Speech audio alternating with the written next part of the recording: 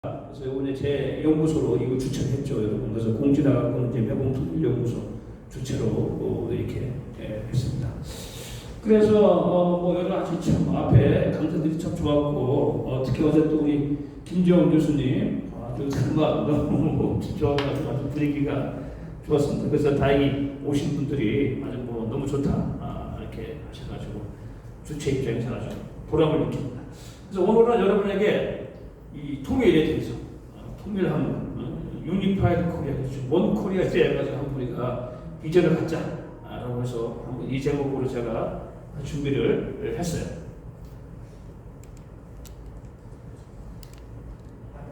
반대로 간다.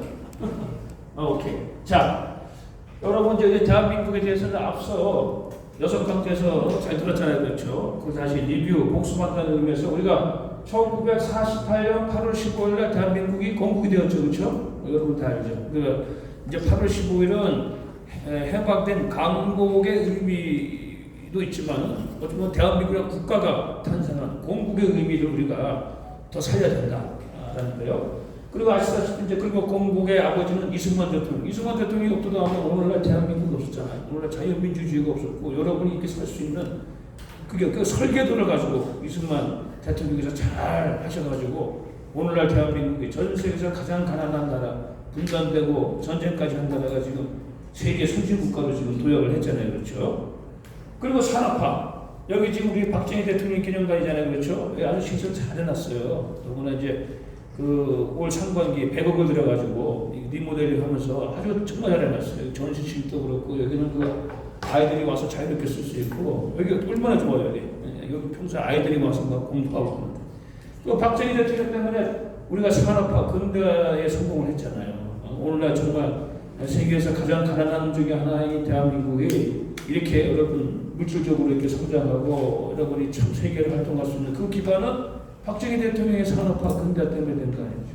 그리고 민주화. 우리가 흔히 1987년부터 민주화 됐다는데 하여간에 민주화를 통해서 사실 또 박정희 대통령이 경제하다 보니까 정치적으로 좀 제한을 했죠. 좀 권위주의적으로. 이제 그런 것도 해가지고 우리가 정체적으로 선진국이 되자 해가지고 했습니다. 그래서 그것도 지금 뭐 대한민국은 어떤 민주화에 있어가지고 상당히 높은 수준을 갖고 있죠. 근데 여러분도 아시겠지만은 그 민주화가 어떤 민주화 하느냐에 대해 가지고는 우리가 심각한 고민을 해야 되고 우리 아카데미 하는 원인도 바로 그거야. 제대로 된 민주주의를 우리가 알자.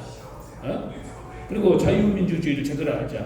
또 다른 민주주의를 구분하자. 하기 위해서 우리가 만든 거 아니에요, 그렇죠? 그래서 앞서 좋은 선생님들이 거기에 대해서 아주 잘 설명을 해줘가지고 여러분 이해가 충분히 됐죠? 예. 자, 그래서 왔어요. 이제 나온 게 뭐냐? 통일의 문제, 그렇죠? 이 분단의 문제. 또 북한이 있다 보니까 북한 때문에 사실 이 분단 때문에 지금 대한민국에 모든 문제가 생기는 거예요. 뭐 지금 남북 간의 분단, 군사적 핵 문제도 그렇지만 대한민국 내부 문제도 사실 뭐야? 북한 문제가 사실 근본적인 요소예요, 여러분. 그래서 통일은 이게 사실 우리의 뭐 꿈, 비전이자 또 이 문제를 현실 문제를 해결하기 위한 하나의 그 근본적인 해결책이 될 수 있다. 라는 입장에서 통일을 해야 된다. 근데 또 하나 우리가 민주화가 되고 국민소득이 3만 불 넘어서고 지금 일본이 국민소득이 4만 2천 불인데 우리가 3만 불 넘어섰는데 실질 구매력을 보게 되면 우리가 일본 국민들 더 잘 살아요. 왜냐면 일본이 물가가 높고 뭐 그렇게 해가지고 실제 국민소득이 실질적으로 가게 되면 한국이 오히려 일본을 좀 능가하고 있습니다. 만불 차이가 나지만 그 이제는 뭐냐 선진국가가 돼도 선진국가가 안 됐습니다. 그 체형은 물질은 선진국가가 됐는데 정신이 보니까 아직은 어떤 국민 정신이나 공공의나 또 법치나 그 민주화를 할 수 있는 어떤 그런 그 문화나 이런 것이 아직 안 돼가지고 우리가 선진국가라고 하기에는 좀 어렵다. 그러니까 등치나 모든 건 다 선진국가인데 이 어떤 그 정신적인 면에서는 우리가 아직 미성숙해 있다. 그래서 우리가 통일과 선진화를 우리의 비전으로 해야 된다. 또 이 국가 지도자들은 사실 이런 꿈을 갖고 가야 되는데 안타깝게도 지금 대한민국이 가장 수준이 낮은 부류가 정치인이에요. 여기 계신 여러분보다 오히려 더 수준이 낮은 참 그게 안타까워집니다. 대한민국 정치인이 한 2류만 됐으더라도 선진국이 됐을 텐데 그 이하에 요즘 더 심해졌죠. 이 최근 한 5년 사이에. 그런 부분입니다. 그래서 우리는 통일과 선진화를 통해서 선진 인류 국가가 돼가지고 지금 21세기잖아요. 21세기는 정말 우리가 한번 세계에 좋은 영향을 미치는 그래서 제가 세계 중심 국가가 한번 돼보자. 또 그럴 만한 어떤 그 펀더멘탈은 있어요. 문제는 이거야 이제 의식을 어떻게 하느냐, 가치를 어떻게 적용하느냐. 이것만 하면 된다 이게. 그래서 이렇게 꾸며봤어요 제가. 꿈을 갖자 드림. 그러면 우리가 통일을 하면 어떤 통일이 가야 될 것인가 해가지고 간단하게 정리를 했어요. 약간 전문적인 분야지만 좀 쉽게 설명을 하겠어요. 자, 오늘 선진국가가 돼야겠다. 그렇죠? 통일됐는데 후퇴하면 통일할 필요가 없잖아요. 그렇죠? 분단돼서 사는 게 낫지. 통일, 강국. 자, 그러려면 우선은 외형적으로는, 안보적으로는 우선 북한에서 핵 문제가 해결돼야 되겠죠. 그렇죠? 북한이 뭐 핵을 갖고 맨날 위협하고 말이지. 그거를 그냥 북한식으로 나라를 만들었는데 그거 뭐 통일될 수가 없잖아요. 또 그렇게 통일돼봤자 북한식으로 갈 텐데. 그래서 저는 문제예요. 우선 그 안보, 군사적인 위협으로부터 우리가 자유로워야 되겠다. 그래서 그리고 정말 진정한 평화 정착. 맨날 말로만 하는 게 아니라 평화 정착이라는 것은 남과 북이 정말 해가지고 적어도 내가 봐가지고 한반도의 평화, 남북한의 평화는 남북한 주민들이 자유롭게 상호 방문할 수 있을 정도의 환경이 만들어진다. 그러면 그게 진정한 평화가 아닌가. 뭐 맨날 뭐 고위급 인사들이 오고 가고 하는 거는 그거는 그냥 교류일 뿐이지. 그런 의미에서 평화.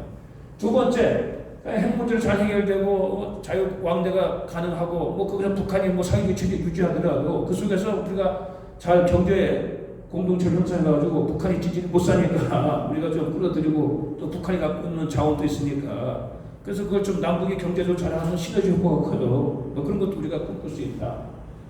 자, 그런데 이제 문제는 요즘 이제 특히 이 문제 좀 들어서가지고 연방제가 많이 얘기되잖아요. 그렇죠? 좀 이따 연방제 얘기하겠는데. 연방제라는 것은 좀 이따 설명하겠지만 체제가 다른데 통일이 될 수 있다는 얘기야. 이 체제 일국가가 될 수 있다는 얘기예요. 그게 가능한가? 내가 봤을 때는 그건 아니다. 일국 일체제. 어떤 체제든 간에 일국 일체제로 돼가지고 만약에 통일된 한국은 여러분 지정학적으로 보세요. 한반도가 이 지정학 때문에 불리한 점이 많았어요. 그렇죠? 피해도 많이 봤지만은 거꾸로 우리가 잘하면은 이 지정학이 세계로 웅비할 수 있는 위치를 하고 있단 말이에요. 그렇죠? 그럼 한반도가 지정학적으로 해양에서 그렇죠? 해양과 있죠. 대륙으로 연결되잖아요. 그렇죠?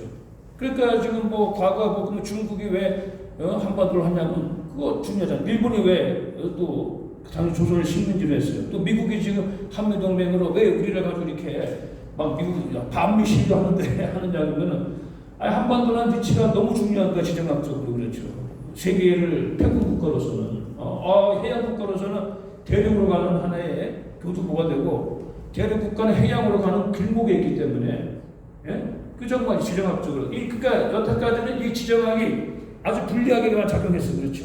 그러나 이제 우리가 좀 주체적 힘을 길러가지고 하게 되면 오히려 이제 세계로 나갈 수 있는. 그래서 대륙과 해양을 잇는. 그래서 통일한국은 대륙과 해양을 잇는 뭐가 된다? 뭐가? 허브가 된다. 허브. 이 커넥션 스파트가 된다.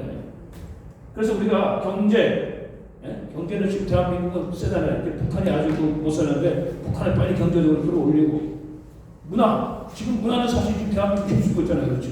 이 조짐이 이게 꿈이 우리가 통일 한국이 세계를 주도한다는 것이 꿈이 아닌 게 조짐이 약간 이상한 게 있어요. 문화가 지금 특히 대중문화에서 알게 막 지금 K에 힘쓰고 있잖아요. 이런 거 무시할 수가 없어요. 뭔가 미래의 통일 한국에 대한 하나의 전조 현상으로 볼 수 있다. 그래서 지금 이 문화가 우리 벌써 문화 강국이 됐어. 사실은 대중 문화가 아니에요. 클래식 문화에서도 한국 뛰어난 모습을 보여주고 있어요. 여러분. 세계 각국에서 콩쿠르 대회나 그 준비를 하잖아요. 어제 그 김재 교수님 보세요. 대단하시잖아요. 그렇죠? 독일에서 공부하셔가지고 유럽에서 활동하시다가 한국에 와가지고 그런 분들은 지금 평화, 진정한 평화, 자유가 보장되는 평화. 그러니까 우리는 군사 강국이 됐으면 좋겠는데 군사 강국이 됐을 필요는 없어요. 그렇죠? 군사라도 그냥 우리를 지킬 수 있는 정도. 왜냐하면 우리는 힘으로 세계를 지배하고 통치하겠다는 것이 아니기 때문에. 자, 그래서 이 꿈을 내가 준다. 이런 꿈을 좀 드림을 갖자. 그러면 우리가 현실을 잘 알아야 돼. 국제사회, 국제관계에서 여러분 다 국가 이익이, 자국 이익이죠. 그렇죠? 자기 나라 잘. 이건 뭐 미국도 예외가 없고. 어느 나라든지 자기 자국 이익이란 말이야. 항상 그래서 갈등이 선전해. 그리고 여러분 지금 한반도는 세계 사강이 둘러싸여 있잖아요, 그렇죠? 세계 이게 미국, 중국이 지금 이제 미국을 이기려고 중국이 있죠. 일본이 이겨도 일본이 여러 가지 종합 국력 면에서는 세계 1위로 토탈 보게 되면 3위 국가나 된단 말이에요. 저보다 지금 일본과 동맹을 강화하면서 이제 군사력을 강화시킨단 말이에요. 그러면 사실 아시아에서 중국을 경제할 수 있는 나라는 일본밖에 없어요. 물질적으로 아시아에서 일본이 있지, 러시아가 있지. 그 우리가 19세기 말 때 그랬잖아. 우리를 둘러싼 것이 뭐 청나라, 일본, 뭐 러시아, 미국 이렇게 했잖아요. 그런 아주 정말 세계적인 강대 국가들 싸움 속에서 우리가 하나가 되도 힘든데 분단돼가지고 싸우면서 하니까 얼마나 힘들겠습니까? 근데 이제 그러니까 연방에서 이체적인 통일이 가능하다고 하는데 이거는 사실 이따 설명하겠어요. 자, 유럽연합이라는 것도 뭡니까? 유럽연합 국가가 지금 한 2개 국가가 됐는데 그 유럽연합이라는 것은 하나의 동질적인 어떤 가치관을 공유했기 때문에 유럽연합이 가능했던 거예요. 그래서 냉전이 무너져가지고 동유럽에서 옛날 공산주의였다가 왜 다 이게 자유주의 치료, 민주주의 치료 전환을 했잖아요. 그래서 된 거예요. 그래서 이제 이 체제, 이거 좀 더 설명합시다. 추가적으로. 이따 또 나오니까. 그 다음에 이제 통일 편입. 이거는 이제 통일을 한번 우리가 계산해보자.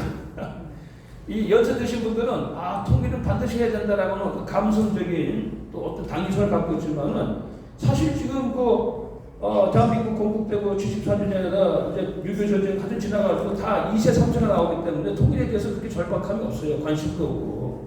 요즘은 20대들에게 왜 통일이 필요하냐고 설득했을 때는 통일되고 너에게 어떤 도움이 되느냐, 이익이 되느냐 설명해야지 이해가 되겠죠. 그 편의라는 것이 이제 좀 계산적으로 이익이냐 손해냐.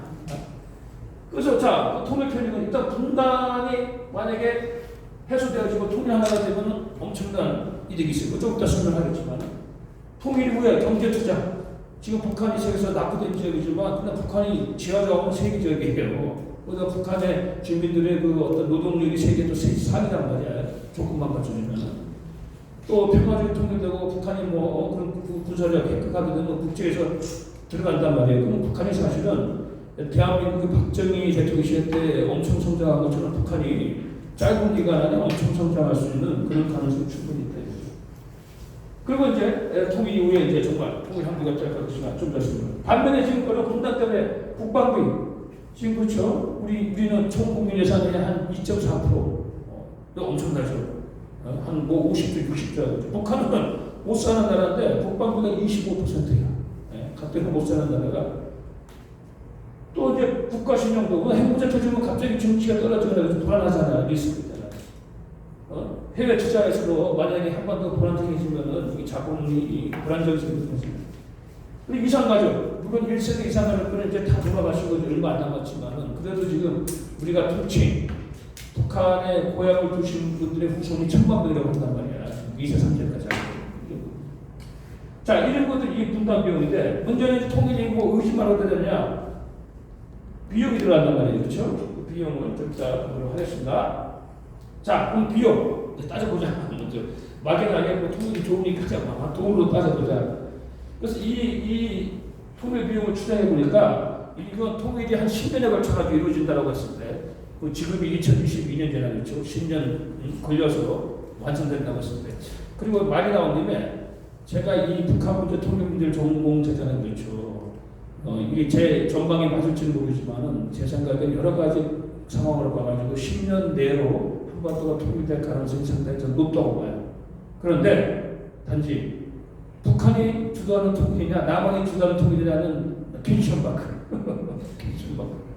근데 어떻게 하든 간에 저는 이제 한 10년 내로 통일이 현실화되어질 수 있다라고 조심스럽게 전망하고 있는데 근데 그 통일 가실 비용은 이거는 이제 전문가들이 IMF, 골드만삭스 그리고 그 러시아의 사회과학연구원 이런 세계적인 경제 상태에서 추정한 거예요. 우리가 한 게 아니라 남북한이 만약에 통일된다고 할 때 과연 비용이 얼마 들 것인가 했을 때 세계적인 그 경제 전문기구, 국제기구에서 계산했더니 10년 동안 최소 2,500억 달러에서 최대 2조 달러까지 든다는 거였어요. 8배 차이가 나타나는 거죠. 왜냐하면 이 조건이 다르니까 어떤 상황에서 하냐, 어떤 시기에 되느냐, 또 지금 남북한의 경쟁이 지금 뭐 대한민국이 북한에 비해서 50배란 말이에요. 그렇죠?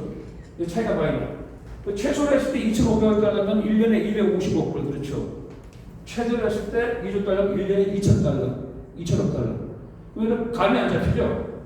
쉽게 비교하면 최대 비용이 2조 달러라고 하잖아요. 그렇죠? 2조 달러 하게 되면은 지금 대한민국이 1년 동안 총 해외 수출하고 수입하고 하는 게 한 1조 달러에서 1조 1천억 달러예요.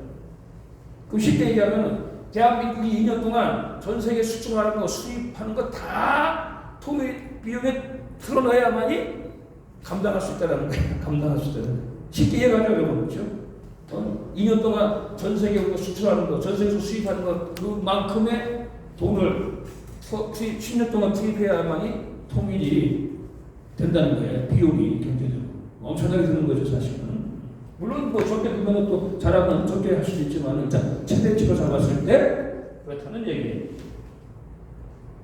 자, 그렇다면 만약에 이제부터 우리가 통일 한국이 됐다고 봅시다. 드림, 원코리아에 대한 드림, 비전을 봅시다. 자, 통일 한국은 인구가 7,600만, 지금 대한민국이 한 5,100만 명, 북한이 2,400만 명이니까 뭐 별 변동이 없을 때 7,600만으로 보고 지금 그 해외 동포가 800만이 돼요. 그러면은 한 8,400만 정도 되겠죠. 그래서 만약에 지금 대한민국은 인구가 줄어들고 있지만은 만약에 통일돼가지고 좀 늘어나게 돼가지고 인구가 1억이 되면은 무시할 수가 없어.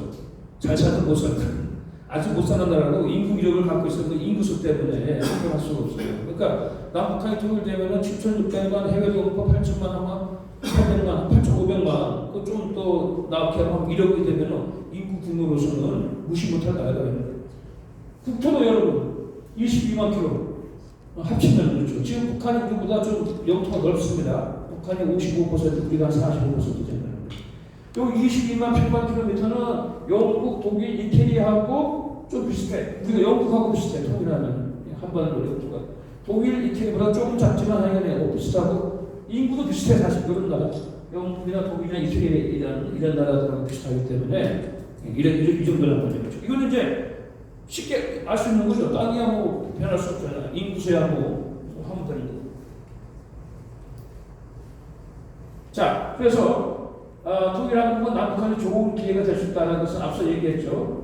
자, 그런데 이 하다 보니까 마지막에 그럼 통일돼가지고 통일 후 30년 이내에 지금의 G7 국가들을 통일한국이 추월할 것이다. 이런 전망을 하고 있어요.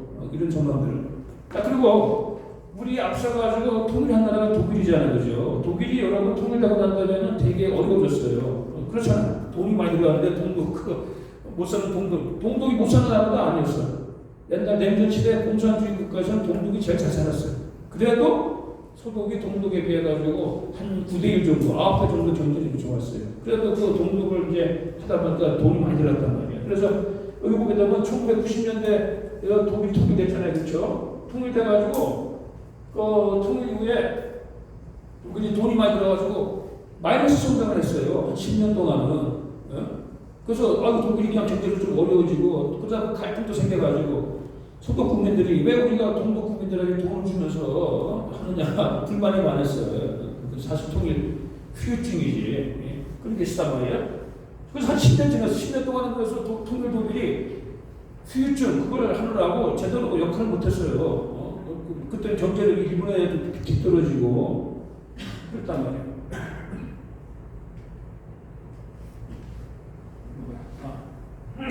자, 좀 더 앞서갑시다. 자, 그런 독일이 10년 지나고부터 독일의 유럽이 중심이 돼가지고 지금은 여러분 유럽이라면 독일이 없으면 움직이지 못해. 독일이 문제가 많잖아. 영국이 그냥 유럽에서 떨어져 나가고 또 해외 이민자들 또 막 와가지고 막 듣고 막 지금 독일 사실 유럽이 엉망진창이야 사실. 유럽이 그 잘 사는 유럽들이 다 엉망진창이고 경제적으로도 계속 낙후되고 있고 또 그 복지시설 이태리 같은 경우는 아예 국가 구조가 났었잖아요. 그리스도 그렇죠. 옛날에 유럽이 아니야. 근데 그 유럽은 그래도 이렇게 한 나라가 독일이에요. 독일. 그 독일의 중심에 섰던 지도자가 누구예요? 메르켈. 이 메르켈이 여러분 동독 출신이에요. 그렇죠? 아버지가 목사였고 그 동독 출신인데 독일돼가지고 통일 독일이 총리가 돼가지고 제일 오래 했잖아요. 지금 그리고 독일이 정말 유럽의 제일 중심 국가가 되고 제일 잘 사는 나라가 되고 그렇게 됐단 말이에요. 그러니까 우리가 그래요. 한반도가 남북한 통일되면 북한 출신의 정말 여성이 나와가지고 통일한국의 지도자가 될 수도 있어요. 메르켈 같은 인물이 나올 수가 있단 말이에요. 그래서 지금 10년 독일 통일이 되기 힘들었지만 10년 지나고부터는 지금 독일이 뭡니까? 독일 없으면 유럽은 유지될 수가 없다. 또 독일이 2차 세계대전의 전범 국가이기 때문에 사실 군대를 가지고 제대로 못해요. 사실 군대가 전부 병력을 할 수 있는 게 없다고 볼 수 있어요. 기본적으로. 그런데 만약에 이제 지금 미국이 독일의 도움이 필요하다는 걸 그렇죠. 독일이 다시 군사력을 갖추게 되면 지금도 유럽에서 독일이 가장 강국가인데 그래서 사실 독일도 우리보다 앞서 선진 독일도 통일되고 10년 동안 어려움을 겪었지만 그 이후에 지금 세계의 중심국가, 유럽의 중심국가가 됐다. 자, 그래서 통일한국은 여러 가지 지표가 나옵니다. 통일되고 10년 후에 어떻게 됐을까? GDP, 우리가 쉽게 얘기하는 GDP, 세계 7위. 지금 GDP가 한국이 세계 10위가 그래요. 그럼 아예 뭐 10에서 7위 되는 게 뭐 대단한 거라 생각하지만 이건 뭐야? 북한을 합친 거란 말이에요. 그렇죠? 북한이 지금 세계에서 120위가 그렇잖아. 합쳐가지고 7위니까 엄청난 거지. 그러니까 우리가 10위에서 지금 7위 가는 거는 뭐 잘하면 되겠지만 북한을 안고 가야 되니까 GDP 규모가 세계 7위 정도가 된다. 세계 경쟁력 이것도 중요해요. 그 국가의 발전 가능성 그것도 7위권 정도. 또 국가 선진화 말 그대로 그 국민들이 얼마만큼 선진화되어 있느냐, 사회가 얼마만큼 안정적이냐, 질서가 잘 잡히고 그게 한 10위권. 국가 브랜드 통일한국, 유니파이드 코리아라는 그 단어 자체가 주는 이미지 효과가 됐고 7, 8위 정도. 인간개발 지수는 뭐야? 물질적인 선진 국가뿐만 아니라 여러 가지 복지나 사회 시세잖아요. 그러면 평균 7위 국가가 돼요. 7위 국가. 사실 지금 대한민국이 이거 언저리에 와 있어요. 근데 이제 북한까지 같이 가야 되기 때문에 시간이 걸리는 거죠. 예? 그래서 요번에 제가 저 도표를 넣지는 않았지만 7위에서 좀 지나면은 세계 5위 국가 정도 된다고 보고 있어요. 5위 국가. 근데 그때는 전망이 많이 바뀌었어요. 중국이 상당히 올라가 있고 미국 그리고 이제 어디예요? 인도도 좀 올라갔더라고 보니까 미래니까. 근데 거기서는 한 5위 정도 되더라고. 토탈을 해가지고 통일 한국이 5위 정도 되더라고. 그러니까 여러분 대단한 거 사실은. 자, 그게 우리가 비전을. 근데 아까 그 비전을 한 것은 우리가 이거 국뽕이라고 하죠. 국뽕. 우리가 한 게 아니라 바깥에서 한 거야. 세계적인 그 전문기관들이 전망하고 자기들이 수치 빼가지고 전망하니까 남북한이 통일되면은 전화되면은 평균적으로 모든 수치에서 세계 7위 더 나아가서 한 5위 정도의 국가가 된다. 그럼 5위 정도 국가면 세계를 리드하는 국가 중에 하나잖아요. 그렇죠? 그런 조짐이 지금 나타나고 있어요. 사실 지난번 여러분 윤석열 대통령이 왜 바이든 정상회담 했을 때 그때 내용을 보면은 미국이 우리한테 도움을 청하는 내용이 많아요. 우리가 이때까지 다 미국한테 도움받고 미국의 어떤 도움 때문에 다 이렇게 대한민국이 성장했지만 지금은 오히려 우리가 미국에게 도와줄 수 있는 게 더 많고 미국이 도움을 요청하고 있어요. 그렇죠. 자, 이제는 근데 이제 현실을 봐야 돼. 저 통일을 어떻게 할 것이냐? 통일 방안이죠. 이게 아주 복잡하고 전문적인 내용이니까 그걸 할 수 있는데 여러분이 알고 있는 거로 북한식 통일, 남한식 통일이 있잖아요. 지금 현재 우선 또 우리부터 얘기합시다. 순서는 북한 연방군인데 뭐냐면 이제 논란이 되기 때문에 자, 우리는 일국가의 체제잖아요. 그렇죠? 대한민국 통일 방안. 우리는 자유민주주의적 질서를 바탕으로 해서 통일된 국가를 추구한다. 그게 이제 우리의 그 헌법에 되어 있고 사실은. 그 민족 공동체 통일 방안이라고. 그래서 이제 일국가. 그래서 1단계에서는 이제 근데 김영삼 대통령이 때 3단계가 났어요. 우선 남북한이 군사안보적 위협이 없어지고 핵 문제 같은 거 없어지고 이제 경제 사회적으로 서로 협력체 공동체가 되고 2단계에서는 남북연합 단계. 남북연합 단계에서 남북한이 뭐 자유롭게 왕래도 하고 뭐 서로 기부도 서로 뭐 이렇게 교류하고 마지막에 통일국가로 가자. 그래서 마지막에 뭡니까? 남북 주민의 자유 선택. 선거가 그래도 어쩔 수 없잖아. 선거가 제일 뭐 정당한 거잖아. 하여간에 그 개인의 의사를 물어가지고 그래서 일체제 통일국가를 만들자. 나는 우리의 통일 방안인데 북한은 뭐예요? 여러분 연방제 들어봤죠? 북한의 연방제는 뭐냐? 통일된 하나의 국가인데 중앙 정부를 갖고 지역 정부로서 이 체제를 갖자는 거야. 무슨 얘기냐면 북한은 사회주의 체제고 남한은 자본주의 체제니까 너희 그냥 그대로 이 정부 지역 정부로서 우리가 그대로 존속하면서 대신에 중앙 정부를 만들어가지고 중앙 정부에서 외교권, 군사권을 갖자. 이게 사실상의 정부란 말이에요, 그렇죠? 국가에서 제일 중요한 것은 국방하고 외교잖아요, 그렇죠? 그걸 만들자는 거야. 그게 연방제예요, 그게 연방제. 간단하게 얘기해요.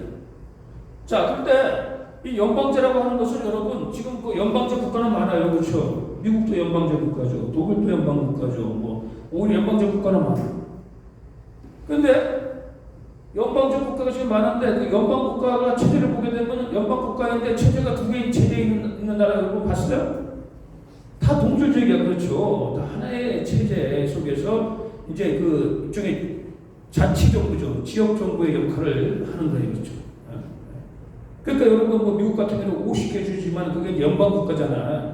그 주는 독립적으로 뭐 주 헌법도 갖고 뭐 다 법률적으로 하잖아, 그렇죠? 그러나 동주적으로 뭐 하나의 동주적인 체제잖아, 그렇죠? 아 근데 남북한이 지금 체제가 달라가지고 전쟁까지 하고 막 서로 지금 생각도 다르고 몸이 안 되는데 어떻게 두 개의 체제가 할 수 있느냐 이게 연방제 이게 우리는 말이 안 된다 이제. 근데 북한은 그걸 주장하고 중앙 정부를 만든다. 그게 뭐냐? 중앙 정부를 사회주의들이 잡자. 그러면 사실은 뭐 두 개 정부지만 실질적으로 하나의 국가가 되고 사회주의 국가가 되는 거잖아요, 그렇죠? 그래서 뭐 그거 뭐 정치 협상식을 하자라고 얘기하는 거예요, 북한이. 일국양제. 예. 근데 중국은 일국양제라고 하잖아요. 그게 약간은 어떻게 보면 이제 이 체제, 이 국가인데, 근데 그 양안과는 좀 다르잖아요, 그렇죠? 왜냐하면 이제 중국이 지금은 대외적으로는 그 전체를 다 대표를 해요. 대만이 중국 일부분에 사실 국제적으로 보게 되면은. 그러니까 이제 그거는 이제 일국 양제라고 하는 거, 즉 중국 관계는 그거는 연방 국가랑 다른 거, 연방적인 국가의 운영과는 다른 거예요, 그거는. 특이하게. 근데 그거는 이제 지금 중국은 뭐야? 대만을 자기의 한계 섬으로 보기 때문에. 그러니까 대만은 뭐예요? 뭐 하나의 중국이라는 건 사실이지만 그러나 우리는 또 지금 요즘 대만이 그렇잖아요. 우리가 갖고 있는 체제, 경제 시스템을 가지고 유지해야 된다. 그래서 요즘 대만들이 두고 갈등이 높아지고 있잖아요, 그렇죠? 특히 미국, 중국 사이에. 그럼 약간 특수성 보이지만 보편적으로 연방제 국가는 하나의 독립된 정치 체제야, 그렇죠? 사회주의면 사회주의, 그렇죠? 자유민주주의, 자유민주주의, 그렇죠? 하나의 체제 속에 이제 지역 정부가 분권적으로 하는 거죠. 근데 지금 우리나라가 문제가 대한민국이 막 분권한다, 지방 정부한다. 근데 지금 막뭐그 정치 자치 정책도 주고 말입니다. 그래서 한편은 이게 우려돼요. 왜? 하나의 동주제 국가 속에서 하면 되는데 지금의 우리의 그 분권 지방 정부라는 것은 오히려 국가가 해체되자마자 그런 모습을 보여주고 있어요. 그런 모습을. 그래서 자치단체장들이 자치 경찰도 갖고 있는데 그 속에 어떤 사람이 들어갈지 어떻게 알아요? 네? 예를 들면 자치경찰 속에 이상한 사람들, 좌파, 아니면 북한에서 인민보안청 사람이 들어갈 수도 있어요. 왜냐하면 자치가 자기들 알아서 사람 뽑으니까. 그거 잘 알아야 돼요. 그래서 분권 정치하자, 지방자치를 확대하자, 어떻게 들면 좋은 것 같은데, 한국적인 상황에서는 그것이 북한의 통일 전략 전술, 연방제 통일하고 상당히 밀접하게 연관되어 있다는 것을 좀 알아야 돼요. 자, 이 체제가 바로 뭔가요? 자, 이 체제에서 저희 지역체제 그대로 유지하면서 하나의 국가가 된다는 거예요. 중앙정부가 만들자는 거야. 그 중앙정부는 결국 뭐예요? 좌파가 수주하겠다는 거죠. 결국은 이 체제로 가지고는 지금 상황이니까 계속 상황이야. 남한은 지금 북한 때문에 대륙으로 직접 못 가잖아요. 북한은 해양으로 못 가고 고립된 상태. 아까 말한 양안각이라는 것은 다르잖아요, 그렇죠? 그래서 결국은 우리가 통일국가라는 것은 어떻게 하냐? 남북이 하나의 체제로 가야 된다. 그래서 아까 얘기했지만 대륙과 해양을 엮어야 된다. 그래서 이게 까놓고 얘기해가지고 북한식으로 체제가 돼가지고 통일이 되든지 남한식으로 되든지 하나가 돼야 기본적으로 체제가. 그게 통일인 거고 그래야지 할 수 있는 거지. 어떻게 얘기해? 자, 그래서 대신에 과도기적으로 이 체제를 갈 수가 있어요. 아까 우리 대한민국 될 때 남북연합을 얘기했잖아요. 그렇죠? 남북연합 되면은 남북한이 이렇게 화해하고 서로 오고 가고 하더라도 워낙 체제가 다르니까 연합 단계에서 자유롭게 왕래하자. 그 2단계. 그때는 잠정적으로 가도적으로 이제 2단계는 있을 수가 있어요. 여태는 일종의 민족 공동체를 형성하기 위해서로서 그 중간 과정으로서 이 체제를 공존할 수가 있어요. 그래서 내가 이 남북연합당에서 내가 주장하는 것이 바로 그거예요. 뭐 남북 정상회담하고 남북 국회담도 하고 다 좋다 이래야 지구동만도 더 중요한 건 그때 남북한 주민들이 자유롭게 왕래해야 된다. 북한 주민들이 남한에 오고 우리가 북한에 가서 보고 그래서 실제 그 남북한 주민들이 생활을 보라 이거야 실제. 그게 이제 남북연합당이라고 보는 거예요. 그래서 마지막에 이제 뭔가 통일헌법을 바탕으로 해서 1국가 1체제 마지막 단계에서 가야 된다. 그래서 통일기본소 예를 들어서 독일도 마찬가지요. 동소독이 그게 동소독이 결과적으로 소독이 동독을 흡수했지만 그러나 형식은 서로 합의를 했어요. 합의해가지고 동독이 소독에게 편입되어 들어가는 과정. 그 과정에서 통일기본소 통일헌법을 만들고 우리가 남북 총선을 통해서 통일국가를 수립해야 된다. 자, 근데 중요한 것은 헌법을 만들고 이제 하잖아요. 마지막에 선거를 해야 되잖아. 그럼 지금 7,500만이잖아요. 그렇죠. 예를 들어서 7,500만인데 선거를 하게 되면 뭐야? 뭐 의원 내각제면 의원들이 나올 거고 대통령제면 뭐 대통령 뽑아야 될 거 아니야. 근데 북한 사람들은 당연히 뭐야? 사회주의 하겠다고 하겠죠. 남한은 뭐 자유민주 하겠지만 남한 또 자유주의만 또 사회당도 있고 노동당도 있고 막 그렇잖아. 그러면 생각해봐. 선거라고 숫자 조사하잖아요. 그렇죠? 그러면 우리가 상식적으로 생각하면 북한은 2,400만이고 우리가 5천만이니까 아니 어떻게 하든 선거하면 남한을 주도하는 통일이 되겠네 이렇게 생각할 수 있잖아요. 그렇죠? 예? 북한이 그동안 우리 1948년대 유엔이 남북 통합 선거를 하라고 했잖아. 북한이 그거 싫어했잖아. 소련이 싫어한 게 인구가 북한이 반밖에 안 되니까 그거 싫어한 거예요. 그러니까 한국도 있지만은 그렇게 생각해 여러분 생각해. 근데 우리가 보잖아. 우리는 다당제잖아. 당이 많잖아. 대통령 후보가 여러 명 있고 당도 많고 당 중에서는 뭡니까? 지금 우리는 사실 사회주의 정당도 있잖아. 예? 그 안에 주사법도 있고 말이지. 근데 북한은 말입니다. 뭐 지금 뭐 주체 사상을 들고 나는지 아니면 좀 약간 이렇게 조정해가지고 사회주의 어떤 당 노동당이 나올 거 아니야. 예를 들었어. 그러면 누가 될 것 같아요? 누가 입당이 될 것 같아요? 당장 내일 남북한 정당 선거, 국회의원 선거 하게 되면 어느 정당이 입당이 될 것 같아요? 나는 노동당이 될 것 같아요. 그렇잖아요. 우리도 지금 뭐야? 우리는 여당, 야당 갈라져가지고 돈 나눠먹고 뭐 군소장관 다 생기가 있잖아. 북한은 노동당 하나니까 사실은 저 남북 총선은 북한에게 나는 유리하다고 볼 수 있는 거예요. 합법적으로. 그렇잖아. 북한 주민들이 뭐 잘 모르니까 무조건 노동자 틀릴 거 아니야? 간섭적으로. 자, 그러면 예를 들어 대통령 뽑자. 대통령 보라자. 대통령 북한은 뭐 지금처럼 김정은이 나오겠지. 예를 들어. 우리는 많이 나올 거 아니야. 뭐 여기 뭐 민주당에도 뭐 이재명이 나온다든지 뭐 여기 지금 뭐 여기 무슨 당이야 지금 국힘당에서 누가 나오고 무슨 정의당에서 나오고 지난 선거도 8명인가 나왔잖아요. 그죠? 그러면 당장 내일 남북한 통해서 대통령 뽑자 그러면 누가 될 것 같아요? 나는 김정은이 될 것 같아. 그 유권자들은 100% 모이기한 김정은 찍어줄 건데 여기는 다 갈라질 거 아니에요. 그래서 사실 이게 북한이 모여서 우리 통일 방안이 이건데 북한이 어느 당에서 그렇게 하자라고 하게 되면 우리가 노할 수가 없지. 그리고 세계적으로 그게 제일 정당하잖아. 그래 니네 뭐 7,500만들 뽑아가지고 뽑으면은 그게 공산주의가든 뭐 민주주의가든 간에 그걸 하든 문제 제기할 수가 없잖아요. 그렇죠.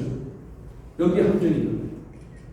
지금 그래서 대한민국이 왜 지금 알게 우리가 연방제를 얘기하고 자꾸 북한이 하냐 그러면 내가 봐도 장기적으로 북한이 선거까지 준비하면서 지금 공정을 하고 있다. 난 그렇게 봐요. 그래서 내가 앞으로 남은 거는 앞으로 내가 남북 총선센터를 제가 만들 거예요. 미리 준비를 해야 된다. 내가 만들 거란 말이에요. 제가 매번 연구소 만들었잖아요. 이 연구 결과 제가 이제 마지막 남은 게 이게 남북한이 만약에 평화적으로 합법적으로 통일된다면 선거를 통해서 된다. 그래서 내가 남북 총선센터를 만들 거예요. 근데 지금 여기서 들어보니까 뭐야? 결코 우리에게 유리하지 않다. 근데 그 정당성에 대해서 누구 문제 제기할 수가 없잖아. 그렇죠? 그거 중요한 얘기예요. 도국도 마찬가지야. 결국은 동독 지도부가 하고 동독 주민들이 자유선택을 해가지고 소독으로 들어가는 거예요. 강압적으로 소독이 뭐 한 게 아니란 말이야. 동독 주민들이 선거 통해가지고 그 소독에 김민당이가 그걸 찍어줘가지고 된 거예요. 그 동독의 공산당은 몇 프로 안 나오고 그렇게 해서 한 거란 말이에요. 그렇기 때문에 이제 북한이 변화돼야 되겠죠, 당연히. 그럼 우선 핵 문제 해결되겠죠. 이런 상황이 되려면은. 만약에 북한이 만약이지만 핵을 포기하게 되면 국제사회에서 돈이 엄청 들어가게 돼 있어요. 또 그렇게 하도록 돼 있기 때문에. 그러면 북한이 잘만 하려고 하면은 단기간에 북한이 경제 성장이 될 수가 있다. 또 하나, 지금 북한의 핵 문제만큼 중요한 게 북한 인권 문제잖아요, 그렇죠? 그러니까 이게 만약에 북한이 이제 오픈 사회 개방돼서 오게 되면 이 인권 문제에 대해서 북한이 그 어떤 조치를 취하지 않을 수가 없어요. 그렇기 때문에 북한도 못해서라도 당연히 인권은 이제는 핵보다 더 중요한 게 북한 인권 문제. 그래서 여러분들 앞으로 북한한테는 핵 문제가 오랫동안 됐고 그건 정치적인 문제지만 우리가 민간에서 할 수 있는 건 자꾸 북한 인권에 대해서 얘기를 해야 돼요. 유엔에서 벌써 25년 동안 북한 인권 결의안 나오고 있잖아요. 여러분들 앞으로 목소리를 좀 많이 내줘야 됩니다. 그래서 그러니까 북한도 머리가 있잖아요. 머리가 좋잖아. 만약에 저렇게 간다 그러면은 지금 수령하고 말이지 뭐 태양 이런 식으로 안 한단 말이야. 머리가 좋기 때문에. 그 뭐야? 지금의 어떤 그런 그 수령 절대주의에서 적어도 노동당이 통치하는 약간 합리적인 사회주의 시대로 갈 수가 있죠. 그럼 당장 그렇게 간단 말이야. 그러면 뭡니까? 그래서 북한이 변했다 그렇죠. 그럼 인정해 줄 수밖에 없잖아요. 옛날에 지금 여러분 스위스, 스웨덴, 덴마크가 잘 사는 나라죠. 복지국가를 하죠. 이 나라들이 19세기 말 20세기 중반에 가장 가난한 나라였어요. 아무것도 없고 그래서 먹을 게 없어가지고 다 해외로 이민 가고 또 거기다가 그 당시 이 국가에서 사회주의 좌파 정당이 너무 극렬적으로 했어. 극렬적으로 아주 극단적으로 하고 말이야. 그런데 이 국가들이 북유럽 소국가들 스위스, 스웨덴, 덴마크 이런 나라들이 사회민주주의 세력, 약간 합리적인 사회주의 세력들이 극단적인 투쟁을 중단하고 그 정당이 자꾸 옹군하게 되는 거예요. 합리적으로. 그래가지고 이제 자기가 정착되고 복지가 살면서 오늘날 북유럽 복지국가가 된 거예요. 복지국가가. 그 북유럽에 뭐 잘 사는 나라들이 옛날에 잘 사는 게 아니라 유럽에서 가장 못 먹고 아무것도 없던 나라였고 더구나 그런 좌파 정당이 강했고 뭐 그랬는데 그 19세기 말에 극단적인 주장을. 그래서 약간 북유럽 국가는 약간 사회민주주의 성격이 강해요. 사회민주주의적인. 그거 약간 합리적이거든요, 사실은. 복지 정책 위주로 해가지고. 그렇기 때문에 오늘날 그렇게 됐던 거예요. 그리고 거기는 규모가 작잖아요. 인구도 작고. 그러니까 그런 복지 정책이 가능한 거죠. 세금도 뭔가 거의 뭐 80% 세금을 떼어가잖아요, 그렇죠? 그러니까 현재 수령 제도는 어필하기 힘드니까 바뀌면 뭡니까? 남한에서 지지할 수 있어요, 그렇죠? 지금 수령 제도로 남한에서 지지하는 사람들이 있는데 여러분 대학생들 있잖아. 김정은 뭐 환영대 하자라고 하는 사람들 다물며 만약에 합리적으로 변하면은 남한에 북한이 변했다, 김정은이 변했다 해가지고 지지하는 사람이 남한에 엄청 많아요. 자, 여기까지 제가 설명을 했어요, 그렇죠? 이게 짧은 시간이지만 통일 대한민국의 어떤 비전을 얘기했고 그럼 어떻게 될 것인가 했을 때는 지금의 남북한의 통일방, 남북한의 연방제, 우리의 남북연합제 그랬을 경우 만약에 평화통일을 가고 하게 되면 결국은 남북한이 어느 순간 선거를 통해 가지고 결정을 해야 된다까지 얘기했죠. 그런데 그 결과에 대해서는 우리가 알 수가 없다. 근데 지금 상황으로 봐가지고는 합법적으로 정당하게 북한이 오히려 선거에서 이길 가능성이 높다라고 보는 거야. 의원 내각제가 가든 뭐 대통령제가 가든 간에. 여러분 어때요 좀? 그럴듯하지 않아요?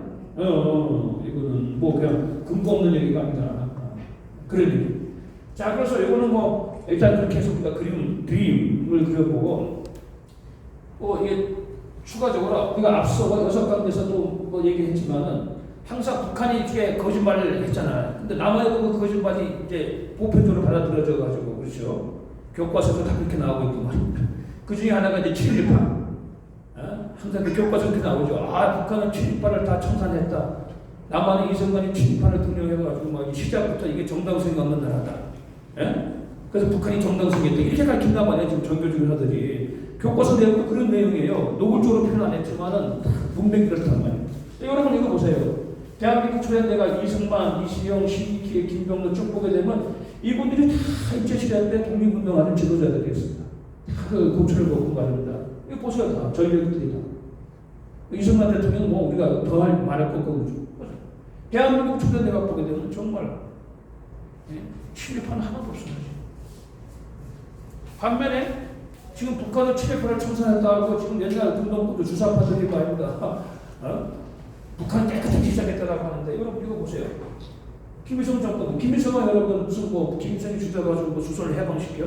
알다시피 김일성은 중국의 백북한길연구이라고 오택동이 만들어 놓은 연합부대에 편성돼가지고 부대원으로서 활동하다가 소련으로 도망가가지고 해방될 때는 소련 장교로 왔잖아요, 여러분. 장교로 와가지고 일본이 김성주였다가 들어오면서 소련군이 김일성으로 너는 이제 김일성으로 하고 계급도 올려줘가지고 대위계급, 우리도 지금 대위계급 비슷하게 가지고 그래가지고 1945년 10월 10일인가 처음으로 평양 공설운동장에 김일성을 소개를 했단 말이에요. 그러니까 북한군들이 막 관심 갖고 나온 거야 이제 10만 명이 모여가지고 했는데 그러니까 김일성 장군이 위대하신 김일성 장군한테 딱 보니까 33살짜리야. 그 북한 주민들이 들었더라. 옛날에 김일성 장군이라는 분이 있었다는 거는 그건 제가 나중에 얘기하겠지만 누가 진짜 김일성인가는 나중에 따로 또 시간을 얘기하겠지만 한 적어도 50대 후반에 60 이상 된 김일성 장군은 젊은 사람이 김일성이라니까 막 앞에서 막 아니다 가짜라고 해가지고 소련군이 막 정리하고 총을 쏘가지고 두 명이 죽었어요. 사실 김일성 하는 데에서 그때부터 사실 가짜 김일성 논란이 현장에서 시작됐던 거예요. 이거 김일성이 소련군 장교로 왔잖아요. 그래가지고 스탈린 밀어줘가지고 된 거 아니에요. 국내단. 김영주, 김일성의 친동생이야. 부주석, 일제 때 헌병 보조원을 한 사람이에요. 이 사람이 오래 살았어요. 재작년까지 죽었어. 102세까지 산다. 오래 살았어. 좀 그리고 보세요. 여기 보게 되면 다 중천, 참, 일제, 도의원, 등등등등 홍명이라고 해가지고 아주 인격적으로 유명한 천재 작가. 여기도 예술 친일단체 예술인 김달상 어쨌죠. 제주 4.3 일으킨 일제 때 소비를 뭐 있어. 이거 보게 되면 오히려 북한의 내각이 다 친일 경력이 있는 사람들이야. 그리고 여러분 우리가 7.18을 청산하라고 반민특위를 했잖아요. 그렇죠? 예? 반민특위에서 600명을 친일 인사라고 해가지고 마지막에 사고투입 받은 사람이 한 40여 명인데요. 그 중에는 여러분 유명한 추원 이광수, 그렇죠? 또 누구야 또 유명한 분들 있잖아요, 그렇죠? 최남선도 있고 말입니다. 근데 북한은 7.18을 청산했다고 하는데 북한에서 7.18을 청산되는 유명한 사람 있어요? 한 명도 없어요. 내가 보니까 조그맣게 신문에 7.18을 300명을 7.18하고 했는데 사고 처리했는지 아는지도 그 얘기가 없고 유명한 사람이 없어. 이거는 우리가 40명을 처단하고 반민특위에서 한 거는 청소는 깨끗하게 했는데 왜 깨끗하게 했느냐? 여러분 생각해봐. 일본이 조선을 식민지로 만들고 아시아를 지배했잖아요. 그렇죠? 그 전범 국가잖아. 미국한테 피해가지고 동경에서 그때 그 재판 열렸잖아요. 전범 재판이. 그래서 일본이 그 전범 국가로서 마지막으로 동경국제사법재판소에서 처벌받은 사람이 몇 명인지 알아요? 도조 히데요키를 비롯해가지고 그 당시 22명인가 3명인가 그래요. 그리고 여러분 유럽에서 히틀러가 전범이잖아요. 전범 국가. 끝나고 니른베르 그 전범행에서 그 2차 세계대전 전범국가 독일에 이끌어가지고 사고 처리한 사람들 몇 명이냐? 그것도 25명밖에 안 돼요. 생각해봐. 세계 전쟁에 일으킨 전범국가인 일본, 독일에서 전후가 끝나가지고 마지막으로 처리한 사람들이 전쟁에 그 20명밖에 안 되는데 우리는 식민지가 됐는데 600명을 불러가지고 40명을 처벌했으면 깨끗하게 한다는 거죠. 그런데 지금 여기 뭔가 민족문제연구소라고 이게 노무현 때부터 만들어가지고 뭐 그 박원순이부터 해가지고 이런 사람들 해가지고 거기에 7일 인명사전을 만들어냈는데 자꾸 해가지고 지금은 11,000명인가 그래. 이놈들이 뭐냐? 이제 그 좌파하고 나머지 세력들한테 다 7.18 뒤집어 씌워가지고 이승만들 틈태가지고 하려고. 그 제가 그때 논쟁할 때 그 얘기 항상 복잡한 얘기가 아니라 야, 전범 국가인 일본 독일도 끝나고 난데 세계적으로 엄청난 사람을 수천만의 사람을 죽이고 했는데 그 사람도 끝나고 제동 군대 20여명밖에 안 되는데 오늘 식민지배를 당하는 우리가 정말 피해를 입었는데 우리가 왜 11,000명이나 되고 그러냐? 이거 할 말 없어. 내가 이거는 의도적으로 만든 거다. 너희들이. 심지어는 우리 고려대학교 설립자인 인천 김성수 선생도 7.18라고 해가지고 말입니다.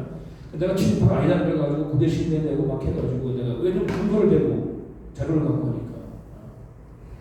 아주 나빠요. 왜냐면 머리 나쁘면 맨날 민족고대 얘기하고 뭐 또 고대 출신 뭐 프라이드 받고 막 그거 가지고 좋은 직장 가고 하는데 진짜 윤작 설립자는 말인데 취직하라고 해가지고 막 동상품 막 뿌리 내리고 말인데 말도 안 되잖아요. 그래서 내가 수업 시간에 그런 얘기해요.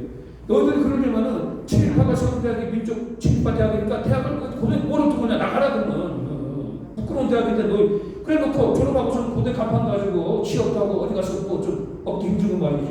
그건 모순이다. 이게 지금 대박이다. 그러면서 제가 인천 김소선 선생님 친일파 아니라는 걸 자료를 딱 하면 김소선 선생님이 아주 훌륭하신 분이에요. 20만 대통령을 도와서 대한민국을 쉽게 건국될 수 있게끔 실질적으로 도와준 분이 김소선 선생님. 그리고 그때는 한민당이었잖아요. 김소선 선생님 해가지고 그때는 호남이 애국색이 많았어요. 그래서 오늘날 대한민국이 건국되는데 호남의 인사들이 중요한 역할을 해서 지금 전라도가. 근데 그 전라도가 지금 이상하게 돼가지고 완전히 대한민국 부정하고 파괴하는 중심이 됐다는 거예요. 이건 전라도 사람들이 역사 제대로 알아야 돼요. 해방되고 이승만을 도와가지고 실질적으로 대한민국 건국하는 데 도움을 준 사람은 호남 인사들이 많아요. 인천 김종수부터 해가지고 그 아주 그 쟁쟁한 정치인들 그 당시에 대부분 그런 분들이에요. 그걸 제대로 알아야 돼요. 전라도 사람들도 자기 족서도 잘 모르고 이상한 역사에 세뇌돼가지고 다니지. 우리가 제대로 가르쳐줘야 돼요. 그렇지가 않다. 오히려 전라도가 해방 이후에 대한민국 건국되는데 그거 유명한 사람들이 말입니다. 다 그 정치 지도자들 또 그 실험인들이 말입니다. 대표적으로 김성수 선생님부터 이런 분들 대한민국을 만드는데 얼마나 큰 도움을 줬는데 그걸 모르고 오히려 그때는 경상도가 그 좌파가 본것이었어요. 그걸 알아요. 자 보세요. 네? 이것들이 되면 할 말 없잖아요. 그렇죠? 자 아까 얘기했죠. 아까 내가 얘기한 설명한 거예요. 그렇죠? 자 이제 마지막이야. 자 그런데 이상하게 막 지금 종교를 해가지고 지금 뭐 이상한 교육을 받고 막 거짓 역사를 받고 막 이분들이 막 지금 대한민국 좌파가 다 잡아가지고 심지어는 사법부까지 그렇죠. 재판관들 뭐 학교는 말할 것도 없고 말이지 각종 시민단체 뭐 특히 학교는 완전히 뭐 전도를 통해가지고 그래서 대한민국의 껍데기만 자유민주주의고 내용은 다 북한화되어 있어요. 그래서 여기 보게 되면 이거 심각한 거야. 네? 북한이 혁명 총참모가 조선노동당이다. 그때 빵이 수령이고 그렇죠. 네? 그 형식상으로는 남북한의 정부지만 실질적으로 저 조선노동당이 다 지배하고 있어요 지금. 네? 여러분 지금 정당 나오고 뭐 연방대 얘기하잖아요. 다 보면 다 북한의 어떤 시나리오에 따라서 가는 거예요 여러분. 그걸 알아야 돼요. 그래가지고 뭐 여기 보세요. 나보고 하여간 민정부 저저저 해가지고 노동자 농민 이런 사람들을 결집시켜가지고 여기다 이제 뭐 지식인들 종교인들까지 그래서 보세요. 민주노총 전농, 전민련 가난한 사람을 도와주겠다고 만들어가지고 여기 또 좌파의 전역이에요. 공무원, 전국 공무원 노동조합 지금 뭐 경찰 노동조합도 만든다고 하잖아요.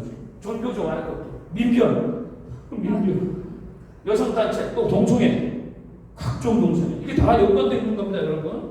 그 지금 젠더 운동하고 무슨 뭐 동성애가 다 사회주의 혁명, 북한 혁명 전략 다 연결되어 있는 거 이걸 분리해서 생각하면 안 돼요. 다 좌파 시민들이 그 여기 주민자치기본법이라 해가지고 이제 인민위원회를 만들고 갔습니다. 자 그래서 결국 뭐야 문재인이가 해가지고 종전선언을 하려고 했잖아. 요거 종전선언부터 해가지고 평화협정을 만들어가지고 유엔사를 해체하게 되면 미국을 쫓아내려고 했잖아. 미국을 쫓아내. 그 한국을 해체하고 그 다음에 이제 뭔가 연방제를 하는 거야 연방제. 근데 연방제 가능성이 아직 있어요. 지금 이제 의원내각제 얘기 많이 했잖아요. 지금 의원내각 들어가게 되면은 연방제적인 그 가능성이 높아요. 왜냐하면 의원내각제는 연방제적인 국가 운영하고 친화성이 있거든요. 그렇다. 그래서 대한민국하고 결국은 실질적으로 조선노동당 일당 독재, 김일성가가 지배하는 그런 국가로 통일이 될 수도 있다. 합법적으로 선거를 통해서 그렇죠. 이게 되게 무서운 거야. 이렇게 얘기하는 사람은 저밖에 없을 거야.